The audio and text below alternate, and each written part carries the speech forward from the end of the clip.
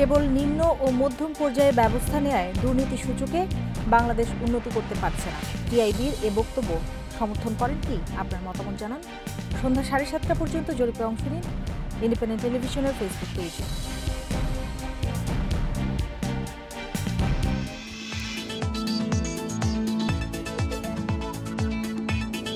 তেজগাঁ থেকে সংবাদ সন্ধ্যা নিয়ে আপনাদের সামনে আছি আমি সুমনা সিং এবং আমি গোলাম কিবরিয়া। এই মুহূর্তে বার্তা কক্ষের সবশেষ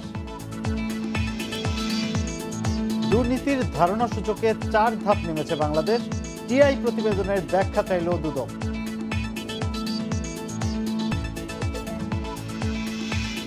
বুড়িগঙ্গা তীর দখলমুক্ত করতে উচ্ছেদ অভিযান শুরু, ভাঙা হচ্ছে বহুতল ভবন সহ অবৈধ স্থাপনা।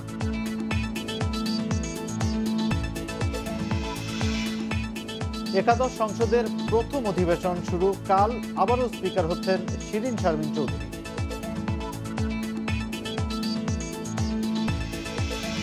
অন্তর্বর্তী কোচেই চলছে শুটিং বিশ্বকাপ প্রস্তুতি, নতুনত্ব নয় মনস্তাত্ত্বিক সামর্থ্যের গুরুত্ব।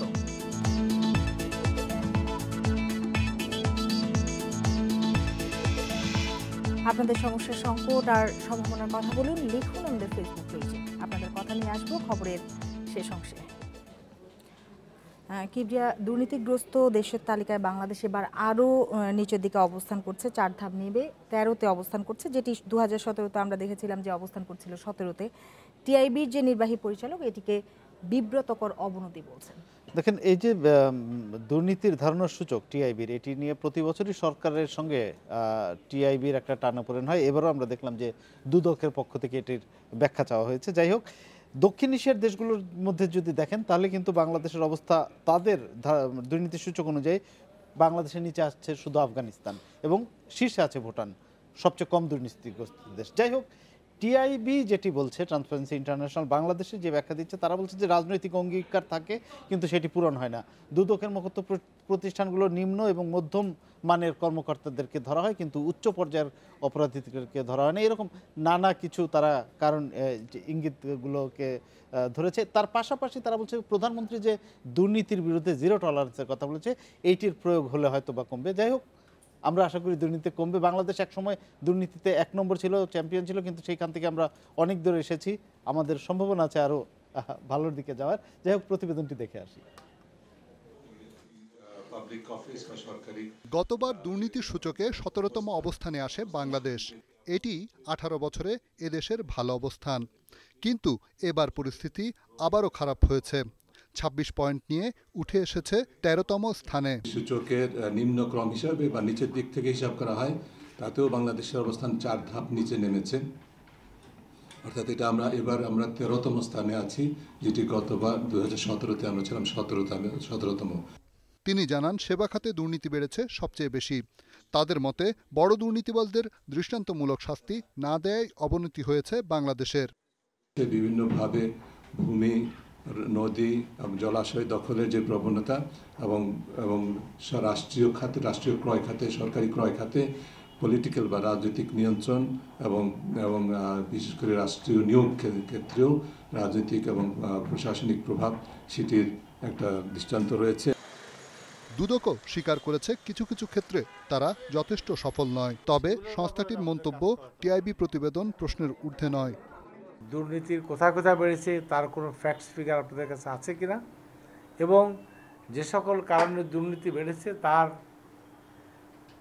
এক রকমের অ্যানালিসিস আপনারা তো গবেষণা করেছেন।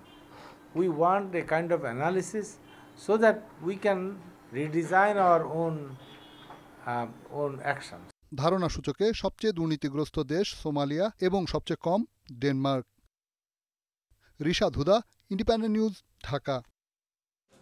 এদিকে ট্রান্সপারেন্সি ইন্টারন্যাশনাল রিপোর্টের উপর বিশ্বাস রাখা কঠিন বলে মন্তব্য করেছেন আওয়ামী লীগের যুগ্ম সাধারণ সম্পাদক আব্দুর রহমান। এক প্রতিক্রিয়া তিনি এ মন্তব্য করেন। দেশে দুর্নীতি রয়েছে স্বীকার করে তিনি বলেন, এবার 0 টলারেন্স নীতি নিয়েছে সরকার। তারা অনেক সময় অনেক কারণে এইসব রিপোর্টগুলো করে থাকে এবং যে রিপোর্টগুলোর উপরে ভিত্তি বা তাদের উপর বিশ্বাস রাখা খুব কঠিন ব্যাপার। দুর্নীতি আমাদের দেশে যে আছে এ ব্যাপারে কোনো সন্দেহ নাই। দুর্নীতির বিরুদ্ধে মাননীয় প্রধানমন্ত্রী জিহাদ ঘোষণা করেছেন। পুলিশের বিরুদ্ধে সাধারণ মানুষের দূরত্ব ঘোচাতে সারা দেশে শুরু হয়েছে পুলিশ সেবা সপ্তাহ।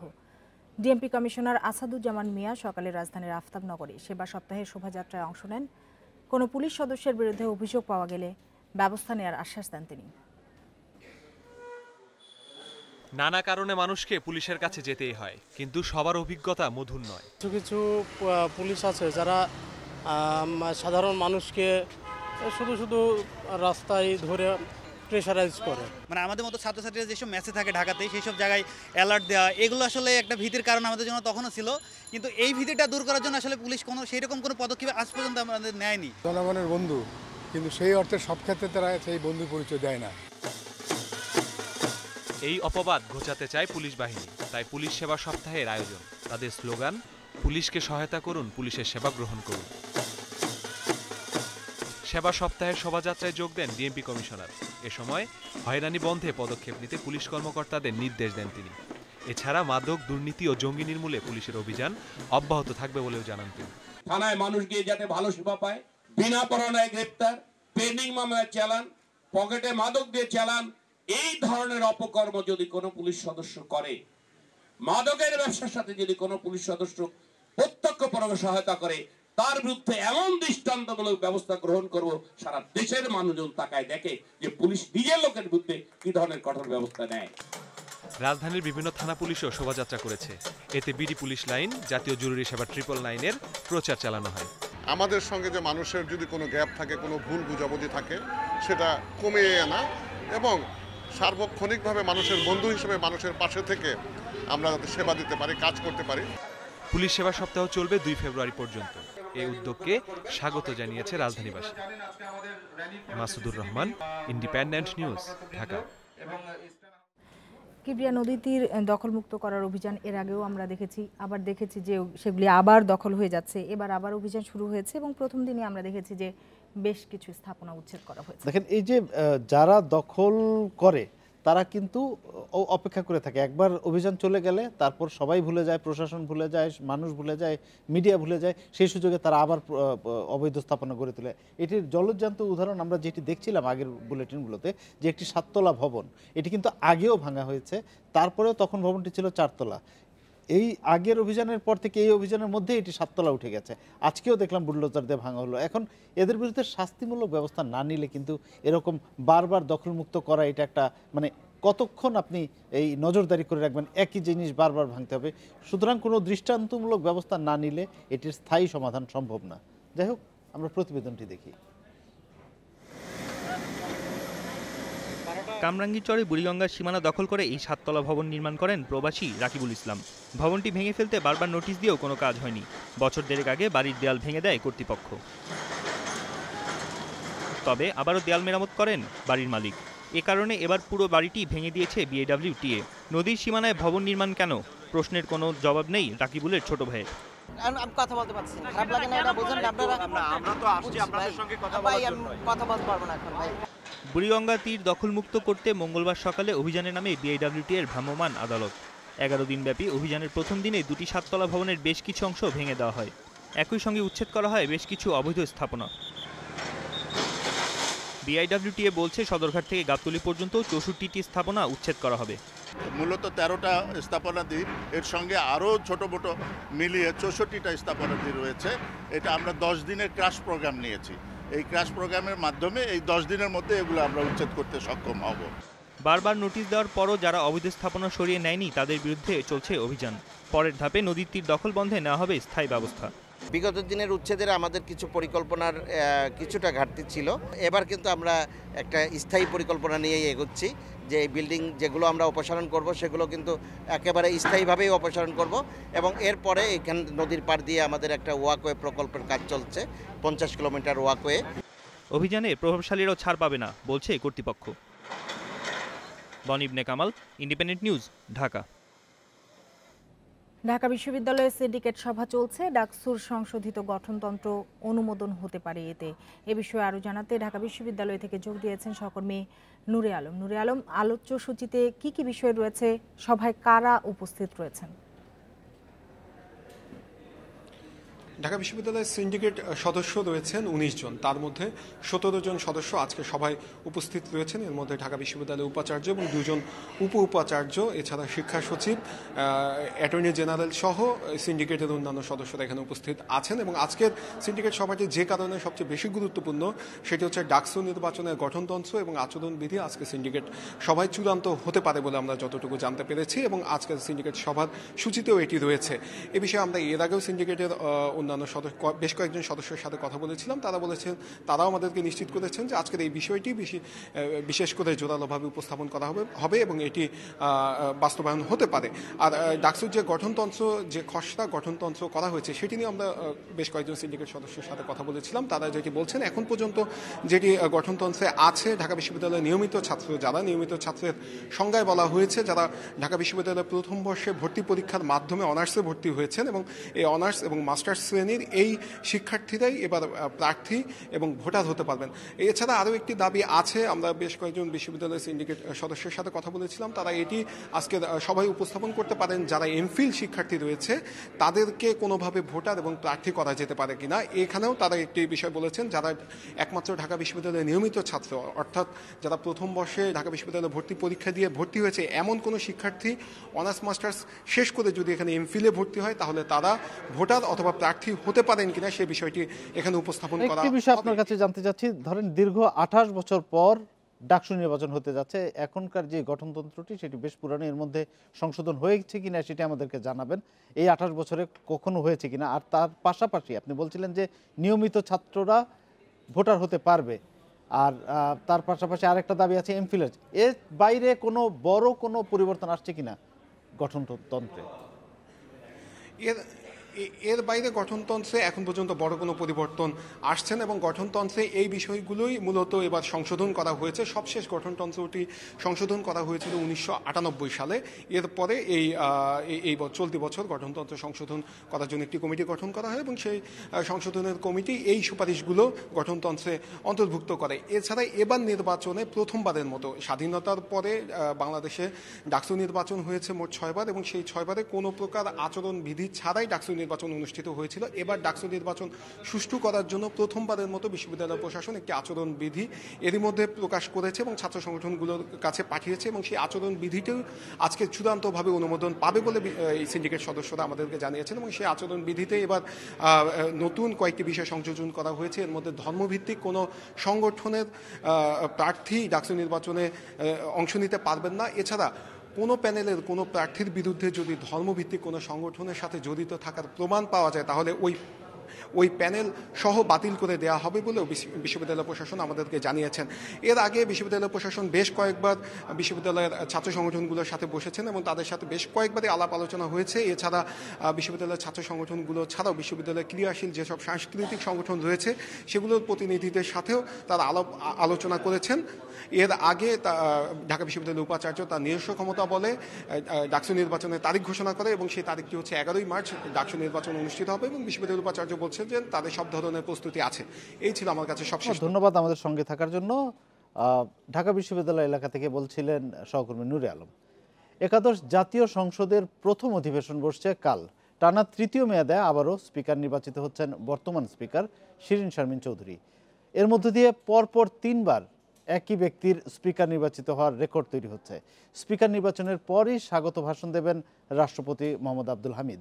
এতে থাকবে সংসদ ও সরকার পরিচালনার দিক নির্দেশনা।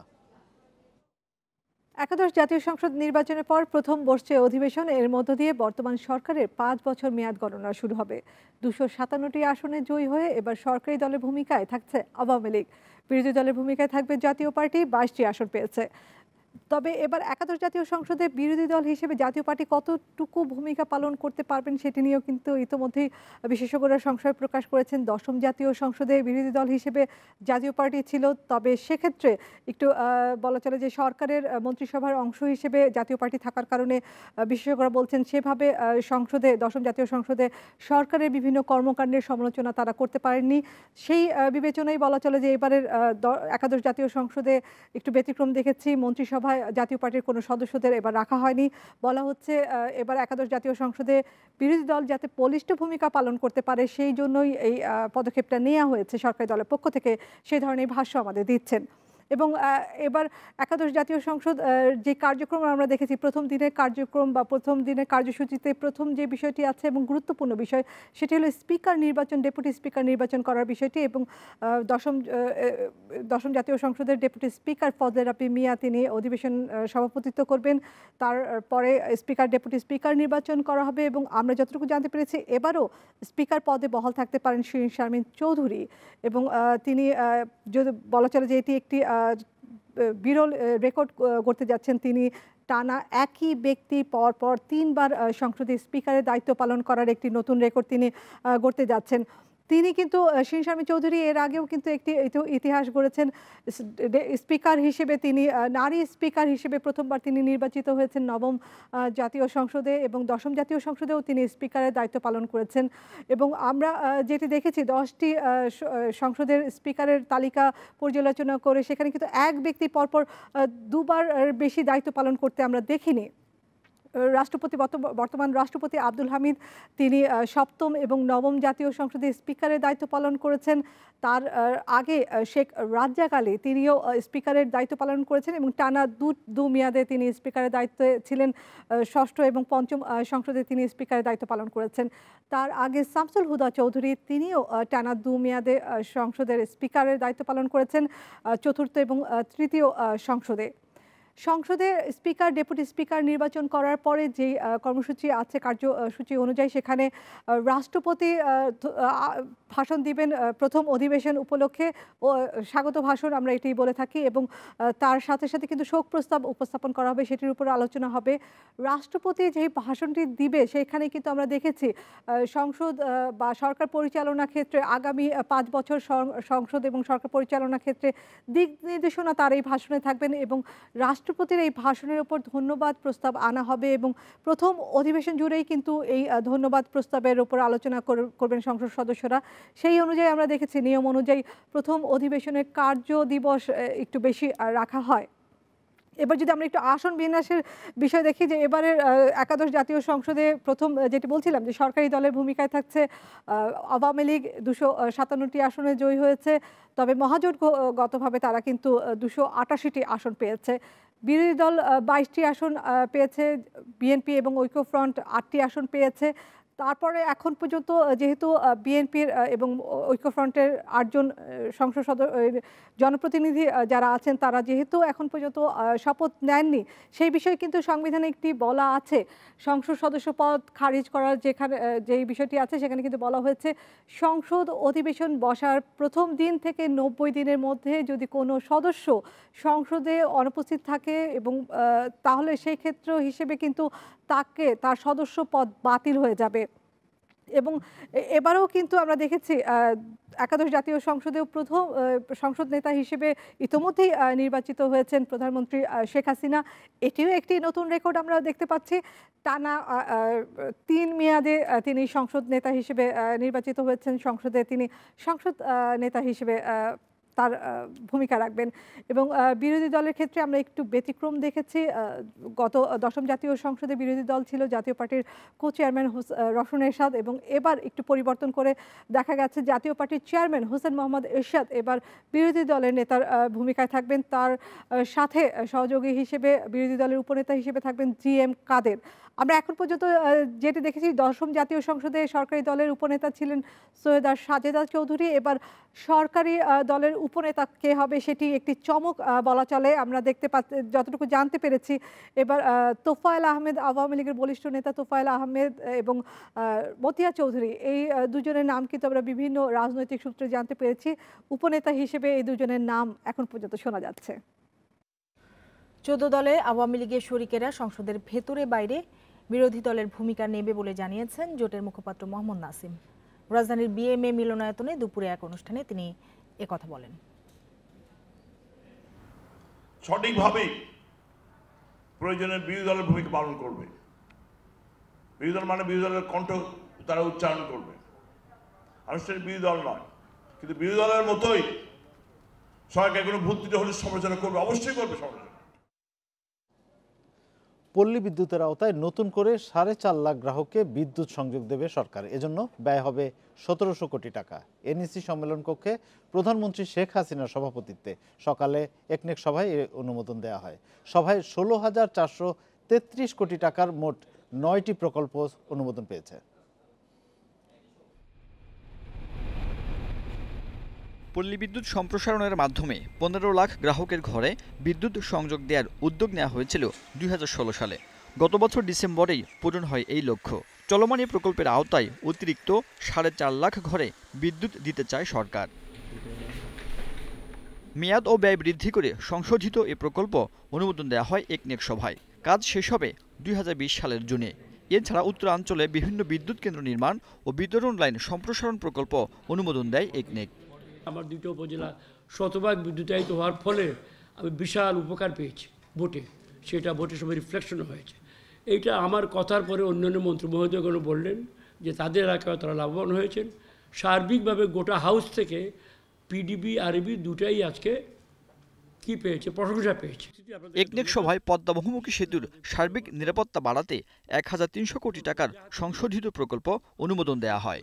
99 কম্পোজিট ব্রিগেডের জন্য আমরা আমাদের সেতুর দুপারে নিরাপত্তার প্রয়োজনে তাদেরকে আমরা স্থাপন করছি। তাদের থাকার কমফোর্টসের জন্য আরও এই টাকা ব্যয় করে আমরা বিভিন্ন সুযোগ সুবিধা তৈরি করছি। সভায় শিল্পায়নের পাশাপাশি ফসলি জমি সাশ্রয়ে নীতিমালা তৈরির অনুশাসন দেন প্রধানমন্ত্রী শেখ হাসিনা। এছাড়া রেলের দক্ষতা বাড়াতে প্রশিক্ষণ ব্যবস্থা এবং রেল, নৌ ও সড়ক পথে সমন্বিত পরিবহন ব্যবস্থা গড়ে তোলার নির্দেশনাও দেন সরকার প্রধান। Sajjad Hossain, independent news, Dhaka. নিখোঁজের 4 দিন পর রাজধানীর কামরাঙ্গীর চরে হৃদয় নামে এক শিশুর বস্তাবন্দি মরদেহ উদ্ধার করেছে পুলিশ। আলীনগর এলাকার 2 নম্বর সড়কের একটি বাড়ির সামনে বস্তাবন্দি অবস্থায় তার মরদেহ উদ্ধার করে পুলিশ। লালবাগ বালুমাঠ এলাকায় খেলার সময় শনিবার বিকেলে নিখোঁজ হয় হৃদয়। সে লালবাগ জগৎমোহন সরকারি প্রাথমিক বিদ্যালয়ের শিশু শ্রেণীর ছাত্র ছিল। শত্রুতার জেরে হত্যা কিনা খতিয়ে দেখছে পুলিশ। ধারণা করা হচ্ছে শ্বাসরোধ করে তাকে হত্যা করা হয়েছে। মরদেহ মিটফোর্ড হাসপাতালে ময়নাতদন্তের জন্য রাখা হয়েছে।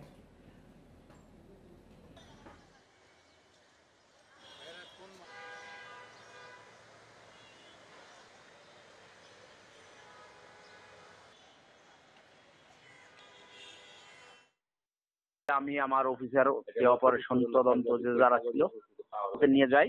যাওয়ার পরে এই বাচ্চার ইসের জন্য আমরা দেখলাম যে বাচ্চা হত্যা মেরে ফেলানো আর কি, আর পচাগুলা গত 26 তারিখে এই বাচ্চা হারিয়ে যায় আর কি। এ বিষয়ে আরো জানাতে লালবাগ থানা থেকে যোগ দিয়েছেন সহকর্মী রেজওয়ানুল হক। রেজওয়ান, এই ঘটনায় কোনো মামলা হয়েছে কিনা এখন পর্যন্ত, আর স্বজনদের কারোর সাথে আপনার কথা হয়েছে কিনা, তারা কি কাউকে সন্দেহ করছে? হ্যাঁ, এই ব্যাপারে আসলে মামলাটি প্রক্রিয়াধীন আছে। কিছুক্ষণ আগে আমার লালবাগ থানা পুলিশের সাথে কথা হয়েছে, তারা বলছে যে তারা মামলা প্রক্রিয়াধীন রেখেছেন, কিছুক্ষণের মধ্যে হয়তো মামলা হবে। এই বিষয়ে আমার যিনি মারা গেছে যে শিশু হৃদয়, তার আত্মীয়র সাথে কথা হয়েছে। তারা জানিয়েছে যে তাদের সাথে একটি লেনদেনের বিষয় ছিল তার স্থানীয় এক ইয়াসিন নামে একজনের সাথে, এবং সেই লেনদেনের বিষয়টিকে কেন্দ্র করে অর্থাৎ মাত্র 1500 টাকার জন্যই এই হত্যাকাণ্ড ঘটানো হয়েছে এমন একটি অভিযোগ তারা করেছিলেন। এবং পুলিশ, লালবাগ থানা পুলিশ যখন গ্রেফতার করে ইয়াসিনকে বিকেলে কামরাঙ্গী চর এলাকা থেকে, তখন তার স্বীকারোক্তিতেও জানতে পারে যে মাত্র 1500 টাকার জন্যই হৃদয়কে হত্যা করা হয়েছে। এই বিষয়ে আপনাকে বলে রাখি যে শনিবার বিকেলে লালবাগ বালুচর এলাকা থেকে কিন্তু শিশু হৃদয়কে চকলেট দেওয়ার কথা বলে তাকে কিন্তু ফুসলিয়ে নিয়ে যায় ইয়াসিন, এবং তাকে নিয়ে যায় কামরাঙ্গীচর তার ভাড়া বাসায় আলীনগর এলাকায়, এবং সেখানেই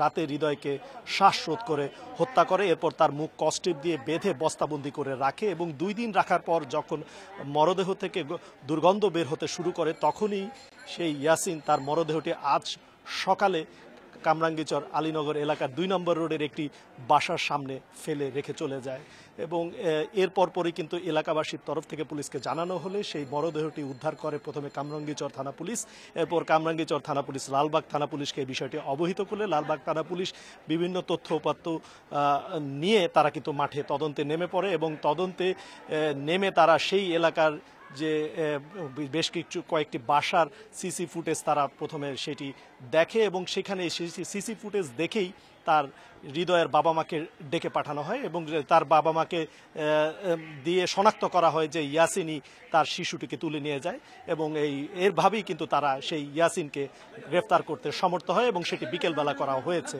তো এই ব্যাপারে কিন্তু মামলা এখনো প্রক্রিয়াধীন আছে।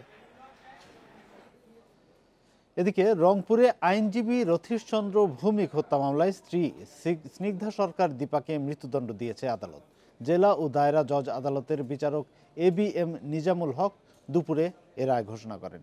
এর আগে কড়া নিরাপত্তায় স্নিগ্ধাকে আদালতে হাজির করা হয়। এরই মধ্যে মামলার অন্য 2 আসামির মৃত্যু হয়েছে। গত বছর 3 এপ্রিল রংপুর শহরের তাজহাট মোল্লাপাড়ায় রথীশের বাড়ি থেকে কিছুটা দূরে একটি নির্মাণাধীন বাড়িতে রথীশের মরদেহ বালুচাপা দেয়া অবস্থায় উদ্ধার করে র্যাব। এর আগে রথীশের স্ত্রী স্নিগ্ধা সাংবাদিকদের জানান 30 মার্চ ভোরে নগরীর বাবুপাড়া এলাকার বাড়ি থেকে বের হওয়ার পর থেকে রথীশ নিখোঁজ। তার নিখোঁজের খবর গণমাধ্যমে গুরুত্ব পায়। রথীশ যুদ্ধাপরাধ মামলার সাক্ষী থাকায় সন্দেহের তীর যায় জামায়াত ইসলামী ও জঙ্গি গোষ্ঠীর দিকে। তবে কয়েকদিন পর তদন্তের এক পর্যায়ে স্নিগ্ধা ও তার সহকর্মী স্কুল শিক্ষক কামরুল ইসলামকে আইনশৃঙ্খলা বাহিনী আটক করে। তাদের স্বীকারোক্তিতেই উদ্ধার হয় মরদেহ। এ ঘটনায় রথীশের ভাই সুশান্ত ভৌমিক 6 জনকে আসামি করে মামলা করেন। পরে 3 জনের বিরুদ্ধে আদালতে অভিযোগপত্র দেয় পুলিশ। সেখানে স্নিগ্ধা ও তার কথিত প্রেমিক কামরুল ইসলামকে মূল অভিযুক্ত করা হয়। জিজ্ঞাসাবাদে হত্যার ঘটনা স্বীকার করেন তারা। নৃশংসভাবে পরিকল্পিত হত্যার জন্য বিজ্ঞ আদালত আসামিকে ফাঁসির আদেশ দিয়েছেন। আমরা মনে করি এই রায় যুক্তিযুক্ত, ন্যায়ত এবং ন্যায় বিচার প্রতিষ্ঠিত হয়েছে। রায়ে সন্তোষ জানিয়ে তার দ্রুত কার্যকরের দাবি জানিয়েছেন স্বজন ও সহকর্মীরা।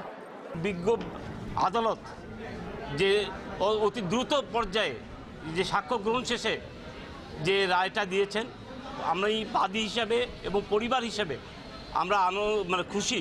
আমরা আশা করি হাইকোর্ট, সুপ্রিম কোর্ট এই রায় বহাল রাখবে এবং অতি দ্রুত এই রায় কার্যকর করবে। মৃত্যুদণ্ডে আমরা অত্যন্ত খুশি এবং এটা অনতিবিলম্বে যেন কার্যকর হয়, এই আমাদের প্রত্যাশা। মামলার অন্য আসামির মধ্যে রথীশের সহকারী মিলন মোহন্ত গত বছর 14 এপ্রিল হাসপাতালে মারা যান। রংপুর কারাগারে মারা যান কামরুল ইসলাম। রথীশ ছিলেন জাপানি নাগরিক হোশিও কুনি হত্যা মামলার বিশেষ পিপি, আওয়ামী লীগের রংপুর জেলা কমিটির আইন বিষয়ক সম্পাদক, বাংলাদেশ পূজা উদযাপন পরিষদ রংপুরের সভাপতি, হিন্দু ধর্মীয় কল্যাণ ট্রাস্টের ট্রাস্টি ও সম্মিলিত সাংস্কৃতিক জোটের সাধারণ সম্পাদক। Atif Anjuman, independent news desk. ব্যক্তি মালিকানাধীন গাড়ি ব্যবহার করে ধর্ষণ সহ নানা অপরাধে চালকদের জড়িয়ে পড়ার প্রমাণ পেয়েছে পুলিশ।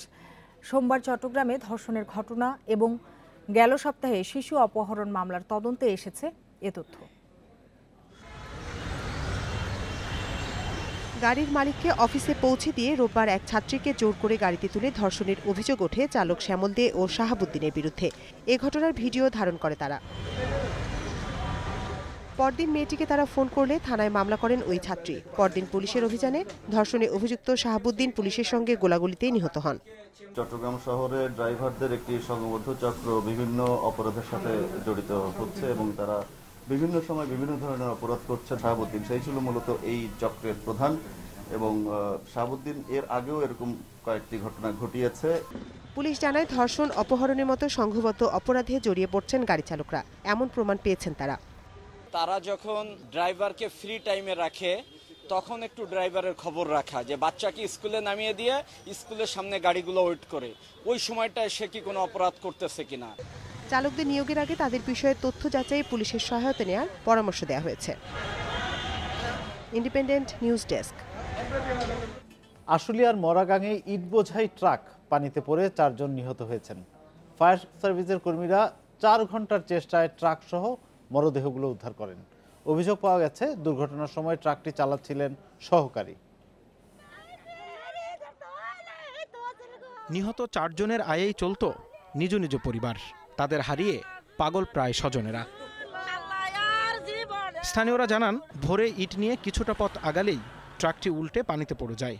এ সময় ট্রাকের ওপরে থাকা 3 শ্রমিক সাঁতরে উঠতে পারলেও কেবিনে থাকা চালক সহ ডুবে যায় 4 জনই। পরে তাদের মরদেহ উদ্ধার করে ফায়ার সার্ভিসের ডুবুরি দল। 3000 ইটা নিয়ে মানে সকালবেলায় রওনা দিছে। এখন 4 জন নাকি কেবিনের ভিতরে ছিল। 4 জন আসলে উপরে ছিল, 3 জন উপরে ভালো করে আছে বাইরে, আর ভিতরটি মারা গেছে, ভিতরটি বাইরে পারে নাই। ডুবুরিরা জানান ট্রাকটি পানির তলে কাদায় দেবে যাওয়ায় ভেতরের কেউই বের হতে পারেননি। ফায়ার সার্ভিসের কর্মকর্তারা জানান ভাটা থেকে মহাসড়কে ওঠার রাস্তাটি সরু ও ভাঙাচোরা হওয়ায় নিয়ন্ত্রণ হারায় চালক।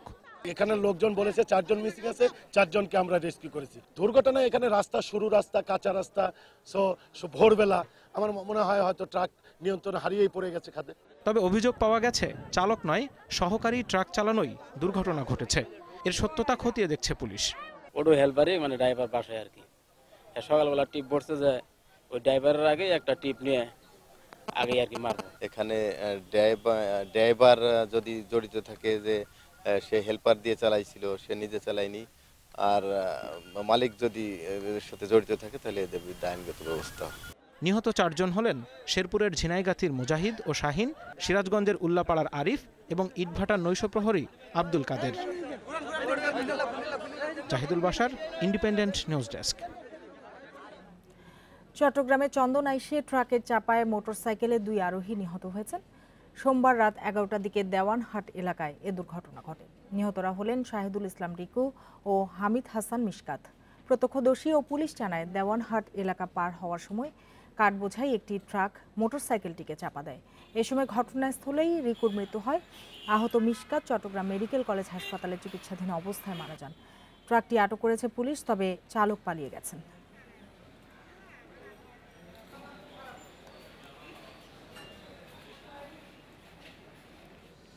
গত বছরের ডিসেম্বরে শ্রীলঙ্কায় 272 কেজি হেরোইন উদ্ধারের ঘটনায় জড়িত সন্দেহে 5 জনকে গ্রেপ্তার করেছে র্যাব।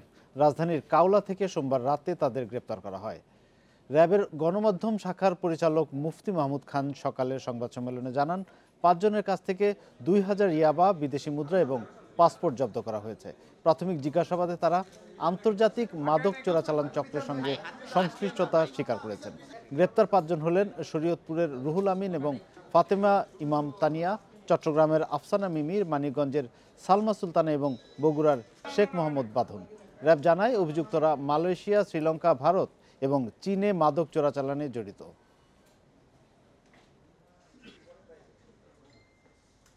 এই যে মাদকদ্রব্যগুলি যখন নিয়ে যাওয়া হয় সেটা ট্রান্সপোর্টেশনের কাজগুলো ক্যারিং করে মালয়েশিয়া থেকে শ্রীলঙ্কা নিয়ে যাওয়া, এবং শ্রীলঙ্কার থেকে বিভিন্ন সময় বিভিন্ন চ্যানেলে যে হিরোইন এবং কোকেইনগুলি শ্রীলঙ্কাতে প্রবেশ করে সেগুলিকে সে কালেক্ট করে এবং ডিস্ট্রিবিউশনের ক্ষেত্রেও সে কাজ করে থাকে। শাহজালাল আন্তর্জাতিক বিমানবন্দর এলাকায় পাখির আনাগোনা আকাশপথে নিরাপত্তায় ঝুঁকি তৈরি করছে বলে জানিয়েছে বেসরকারি বিমান সংস্থা নভো এয়ার। প্রতিষ্ঠানটির ফ্লাইট সেফটি বিষয়ক এক কর্মশালায় কথা জানান নভো এয়ারের ব্যবস্থাপনা পরিচালক মফিজুর রহমান। তিনি অভিযোগ করেন, বিমানবন্দর এলাকায় পাখি তাড়াতে আধুনিক পদ্ধতি ব্যবহার করা হচ্ছে না। দেশের প্রধান বিমানবন্দরে পাখি তাড়ানো হচ্ছে বন্দুকের গুলি ছুড়ে। পাখির কারণে বড় ধরনের দুর্ঘটনার আশঙ্কা জানান মফিজুর রহমান। বিমানবন্দর এলাকায় লেজার বা সনিক গান ব্যবহার করতে বেসামরিক বিমান চলাচল কর্তৃপক্ষকে পরামর্শও দেন তিনি। আপনাদের সমস্যার সংকট আর সম্ভাবনার কথা জানতে চেয়েছিলাম। মোহাম্মদ শহীদুল্লাহ কুষ্টিয়া থেকে বলছেন, কুষ্টিয়া শহরে প্রতিদিনই ময়লা আবর্জনা রাস্তার পাশে খোলা স্থানে ফেলা হচ্ছে। এতে দুর্গন্ধের পাশাপাশি পথচারীদের চলাচলে সমস্যা হচ্ছে। শহরের প্রতিটি পয়েন্টে ডাস্টবিন স্থাপন ও জনসচেতনতা সৃষ্টি করতে স্থানীয় প্রশাসনে তিনি দৃষ্টি আকর্ষণ করেছেন। ব্রাহ্মণবাড়িয়া থেকে আমির হামজা বলছেন, ব্রাহ্মণবাড়িয়ার কসবায় সবচেয়ে বড় সমস্যা মাদক। সীমান্তবর্তী গ্রামের অনেক যুবক শিশু এই ব্যবসায় জড়িত, এসব এলাকায় প্রকাশ্যে মাদক সেবন চলছে। এ ব্যাপারে প্রশাসনের হস্তক্ষেপ কামনা করেছেন তিনি। মোহাম্মদ তারিকুল ইসলাম প্রিন্স বরগুনা থেকে বলছেন, বরগুনার বামনা উপজেলায় কোনো পৌরসভা নেই। এ নিয়ে স্থানীয়রা হতাশ। সবার দাবি পৌরসভা স্থাপন করে আধুনিক সুযোগ সুবিধা নিশ্চিত করা হোক। এ ব্যাপারে যথাযথ কর্তৃপক্ষের দৃষ্টি আকর্ষণ করেছেন তিনি। দর্শকদের ধন্যবাদ জানাতে চাই তাদের চিঠিগুলোর জন্য। এছাড়া কেবল নিম্ন ও মধ্যম পর্যায়ে ব্যবস্থা নেয় দুর্নীতির সূচকে বাংলাদেশ উন্নতি করতে পারছে না। টিআইবির এ বক্তব্য সমর্থন করেন কিনা এ বিষয়ে আপনাদের মতামত জানতে চেয়েছিলাম। বলছি জরিপের ফলাফল, এর পক্ষে পড়েছে 89 ভাগ ভোট আর বিপক্ষে ভোট পড়েছে 11 ভাগ। শেষ করব সংবাদ সন্ধ্যা। শেষ করার আগে শিরোনামগুলো। দুর্নীতির ধারণা সূচকে 4 ধাপ নেমেছে বাংলাদেশ, টিআই প্রতিবেদনের ব্যাখ্যা চাইল দুদক।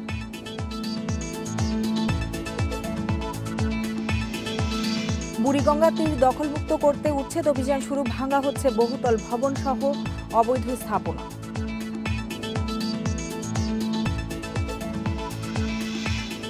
একাদশ সংসদের প্রথম অধিবেশন শুরু, কাল আবারও স্পিকার হচ্ছেন শিরিন শারমিন চৌধুরী।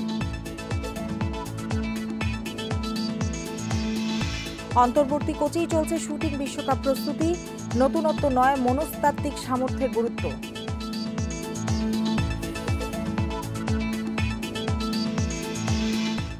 আর এই ছিল আজকের সংবাদ সন্ধ্যা। আমন্ত্রণ, পরের আয়োজন এডিটর।